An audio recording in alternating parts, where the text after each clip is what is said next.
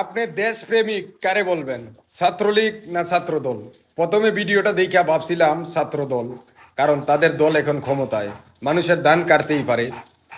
পরে দেখলাম যে না, ওরা ছাত্রলীগ, যাদের নেত্রী নাই দেশে, দল নাই ক্ষমতায়, তারপরও মানুষের পাশে দাঁড়িয়েছে।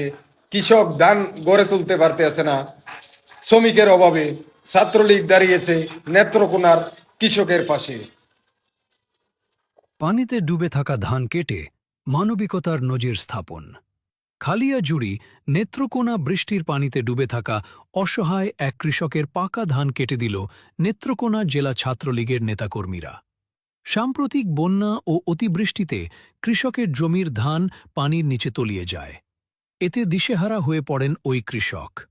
শ্রমিক সংকট ও আর্থিক অসচ্ছলতার কারণে সময়মতো ধান কাটাও সম্ভব হচ্ছিল না।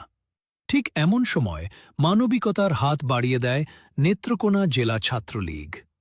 খবর পেয়ে নেতাকর্মীরা সরাসরি পানিতে নেমে স্বেচ্ছাশ্রমের মাধ্যমে ধান কেটে কৃষকের ঘরে তুলতে সহায়তা করেন।